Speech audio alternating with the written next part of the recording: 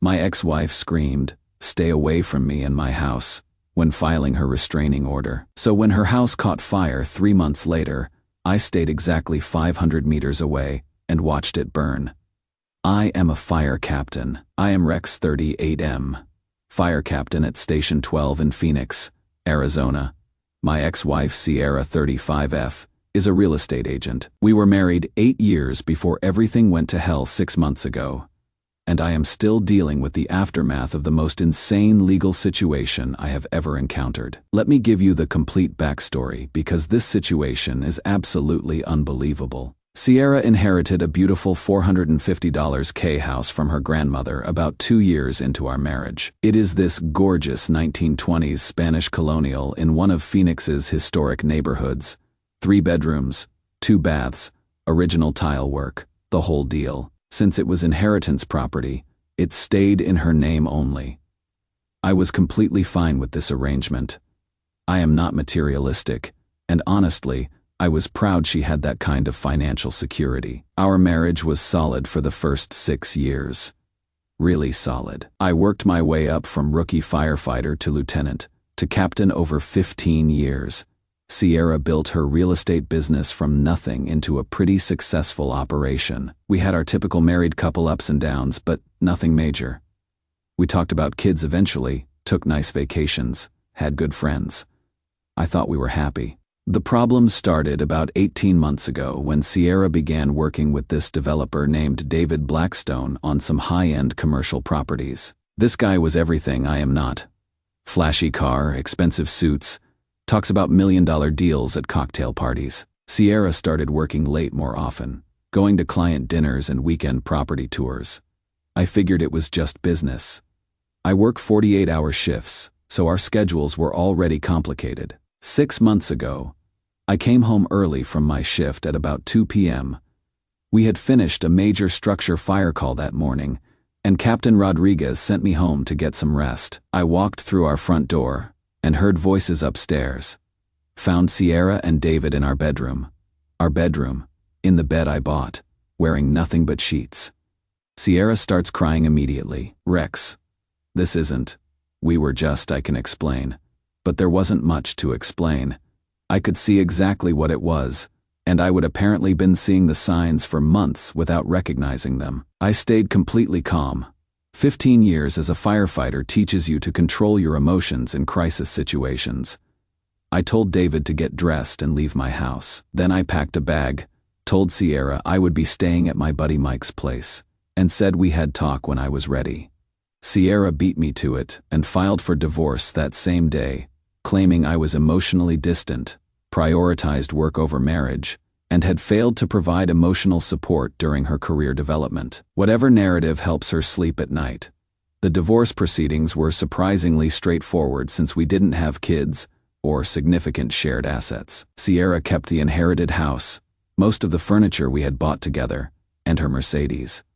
I got my Ford F-150, my savings account, my tools, and my personal belongings. She initially tried to demand alimony, claiming my captain's salary was higher than her real estate income, but the judge shut that down since she had her own successful business and inherited property worth nearly $500,000. I just wanted the whole thing over with.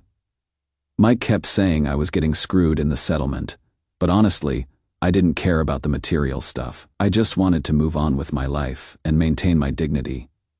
Here is where the story takes a bizarre turn. About a month after the divorce was finalized, I had to swing by the house to pick up some tools I had forgotten in the garage.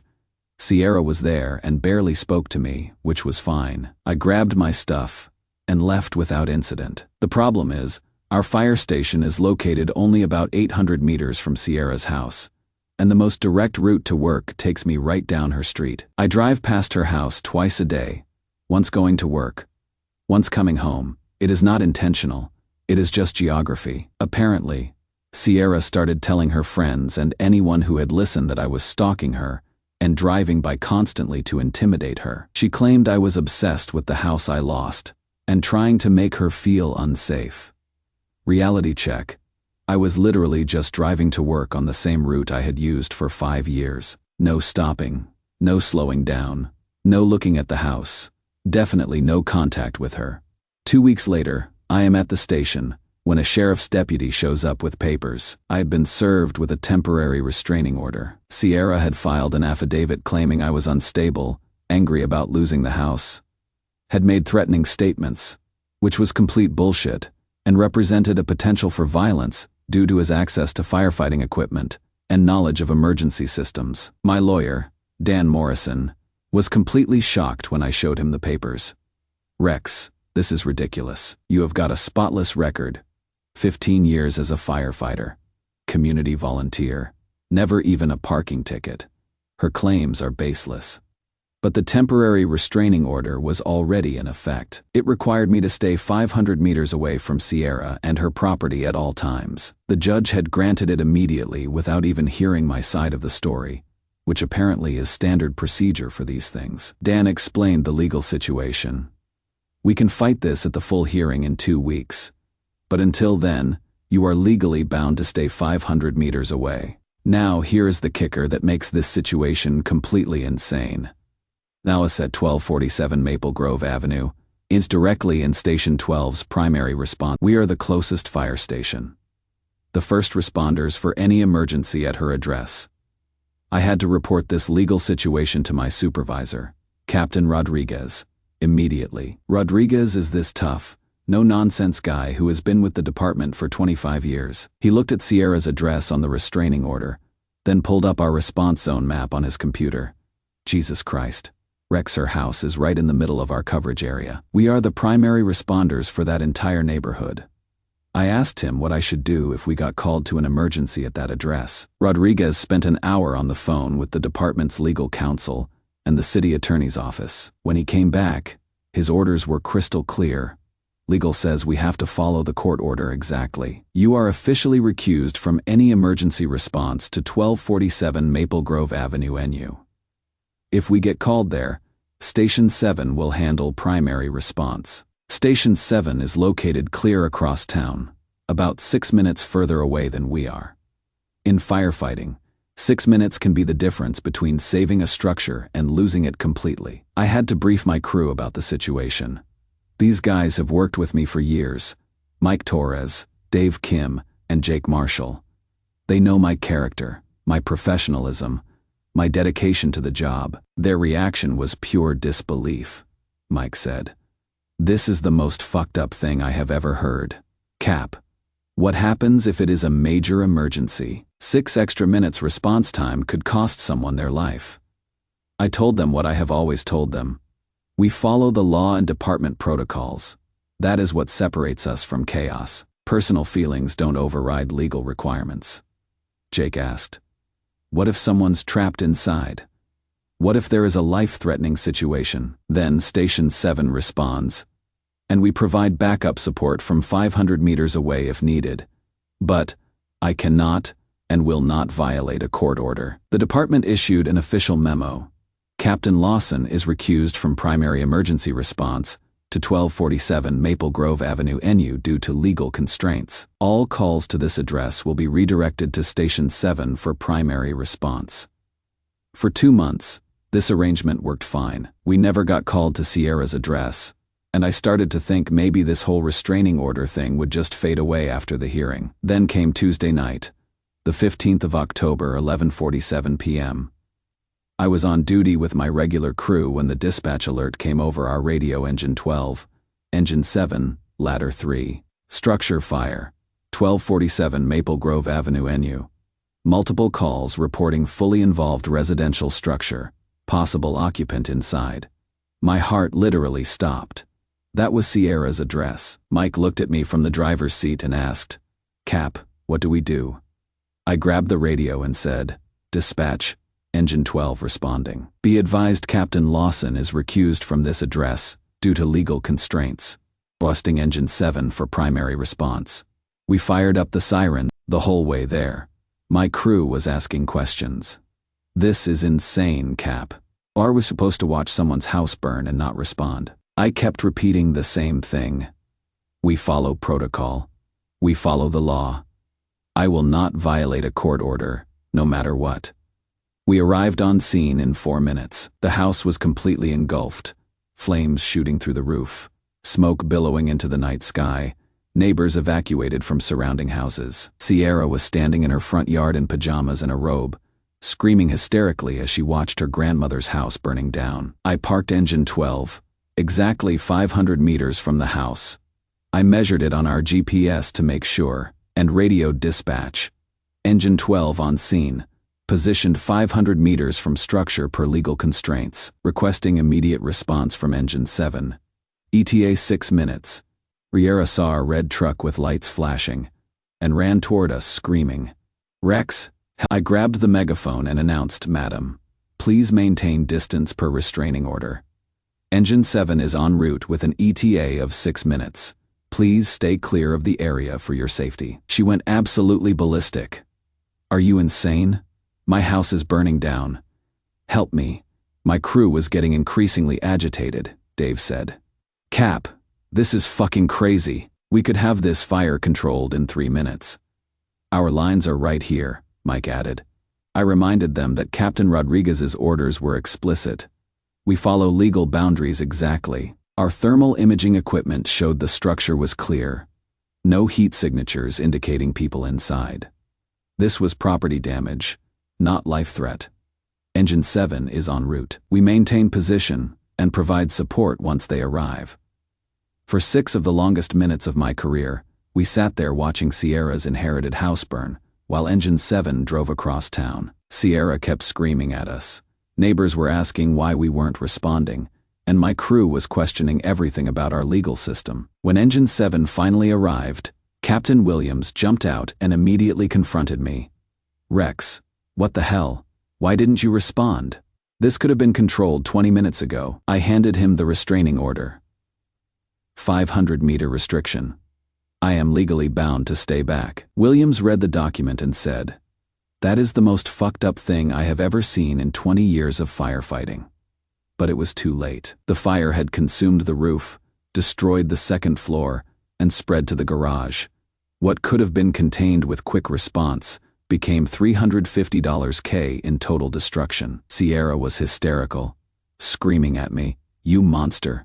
You watched my house burn. You did this on purpose." I remained professional, madam.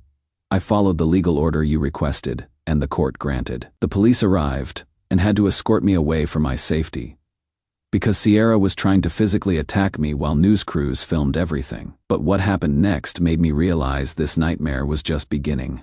Update 1 Wi-Fi was out at the station yesterday. Finally got it fixed. You guys need to hear how this gets even more insane. So we are sitting 500 meters away, watching Sierra's house burn. Sierra was hysterical. She kept screaming at me, "You monster. You watched my house burn." I calmly told her I followed the legal order she requested. The police had to escort me away for my safety because she was trying to physically attack me. The next day, the local news picked up the story.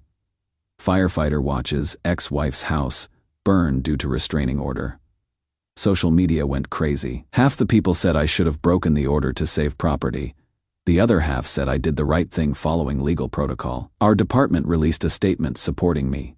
Captain Lawson followed all legal protocols and departmental procedures. Sierra gave an interview claiming I let her house burn out of spite and that I used my position to get revenge. She completely ignored the fact that she created the legal constraint that prevented me from responding.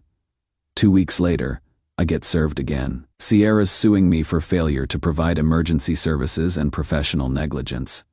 She is demanding $350K in damages, plus emotional distress compensation. My lawyer couldn't believe it. She is suing you for following the restraining order she requested?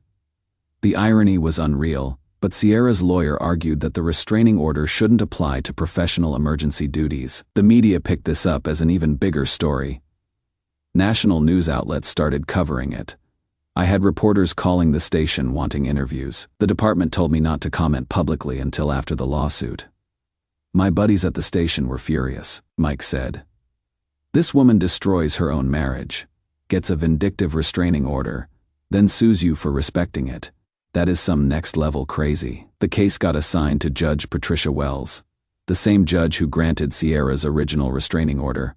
When my lawyer found out, he said it was either really good luck or really bad luck. The preliminary hearing was surreal.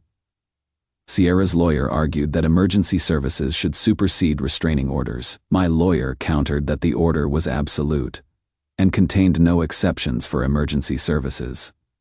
Judge Wells looked uncomfortable.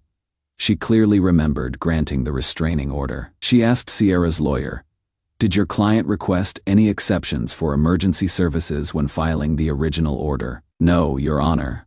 But, and the order specifically states 500 meters from the property."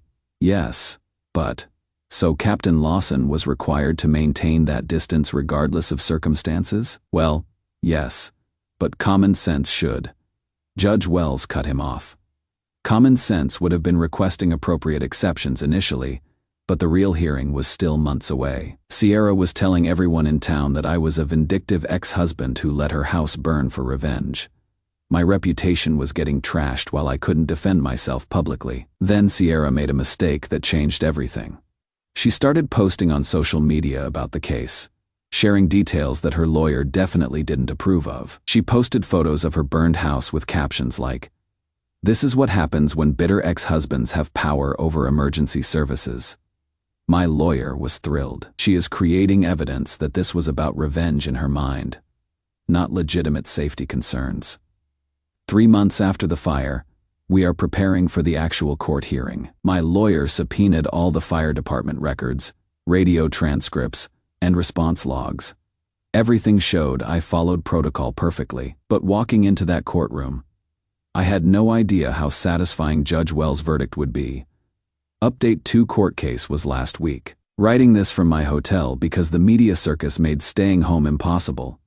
But this story has the most satisfying ending you can imagine. The hearing started with Sierra's lawyer making his case.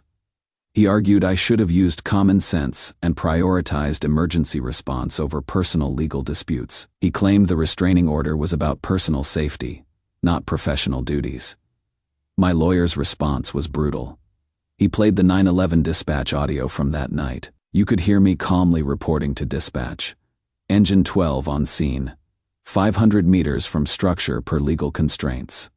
Requesting Engine 7 for primary response. Then he played Sierra's hysterical screaming in the background. "Rex, help me, do something." Followed by my response through the megaphone maintaining legal distance. The judge listened to everything. Then my lawyer presented the evidence timeline. Sierra filed for divorce claiming I was emotionally distant. Sierra filed restraining order claiming I was stalking her. Sierra requested 500-meter distance with no exceptions. I complied with all legal requirements. Fire occurred in my response zone. I maintained required distance exactly. Engine 7 responded as protocol required. He also showed Sierra's social media posts where she bragged about making sure my bitter ex cannot bother me anymore, and how she used the legal system to put him in his place. Judge Wells reviewed everything and asked Sierra directly, "Miss Lawson, when you filed the restraining order, did you consider that your property was in Captain Lawson's fire response zone?" "Sierra: No. I just wanted him to stay away from me." "Did you request any exceptions for emergency services?" "I didn't think I needed to." "Did you understand that 500 meters means 500 meters regardless of circumstances?" "Well, yes. But, so you requested an absolute distance requirement that would prevent emergency response to your property?" Sierra's lawyer objected, but Judge Wells sustained her own questioning. Then Judge Wells asked me, "Captain Lawson, in your 15 years of service, have you ever violated a legal order or departmental protocol?" "No, Your Honor." "Have you ever let personal feelings interfere with professional duties?" "No, Your Honor. I have always followed proper procedures. On the night of the fire, did you want to respond to the emergency?" "Absolutely, Your Honor. Every instinct told me to respond, but I am legally bound to follow court orders." Judge Wells took a recess. When she came back, her verdict was everything I hoped for. The plaintiff requested a restraining order requiring the defendant to maintain 500 meters distance from her property. The defendant complied exactly with this court's directive.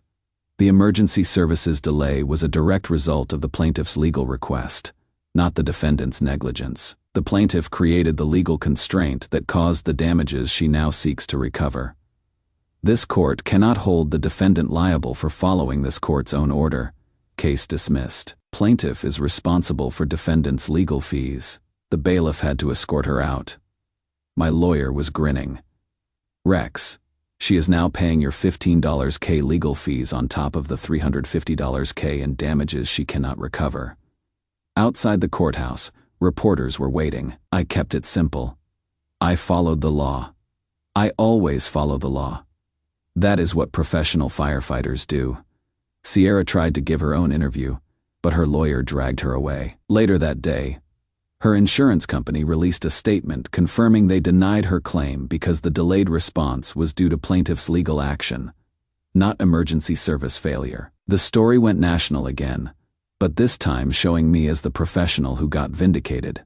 A week later, I found out Sierra was moving out of the neighborhood.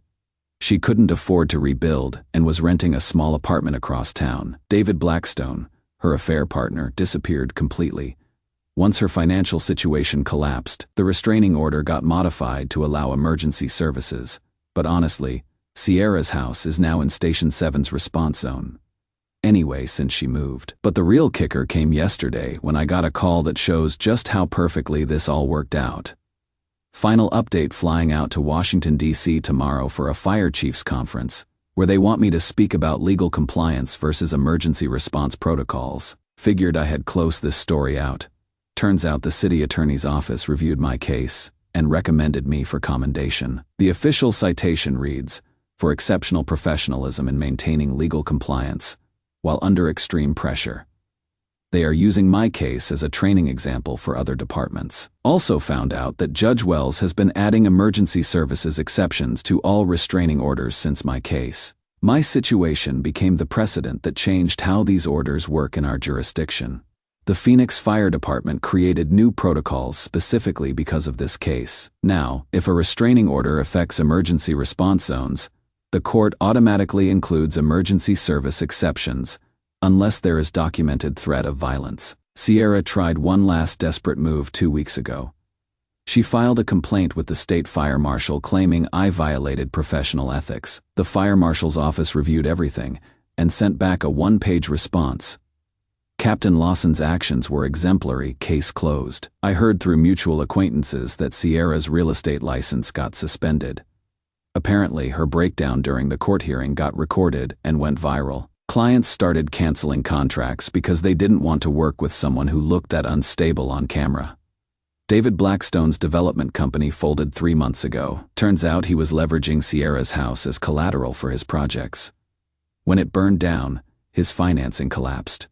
He is facing bankruptcy and moved back to his parents' house in Tucson. Meanwhile, my reputation at work has never been better. The guys call me Captain Legal now, but with respect. They know I faced an impossible situation and handled it perfectly. The national media attention led to speaking opportunities. Fire chiefs from 6 states have invited me to talk about legal compliance and professional ethics. The International Association of Fire Chiefs wants me to write an article about balancing legal constraints with emergency response duties. Most importantly, the community supports me completely. I have gotten hundreds of letters from people saying I did the right thing. 3 months ago, Sierra was living in a $450K house with a successful real estate career and a developer boyfriend. Today, she is in a studio apartment, unemployed, facing bankruptcy, and single. All because she tried to weaponize the legal system against someone who actually follows the law. I am still captain at Station 12, still responding to emergencies, still following protocols. The only difference is now I am helping other departments avoid the situation Sierra created. Some people try to use the legal system as a weapon, but sometimes that weapon backfires and destroys the person wielding it. Sierra wanted me 500 meters away from her life. Now she is 50 miles away and wishes she had never heard my name. The system worked exactly as designed. She got exactly what she asked for. Edit. To everyone asking, yes, I would absolutely do the same thing again. Following the law isn't optional just because it is inconvenient. That is the difference between civilization and chaos.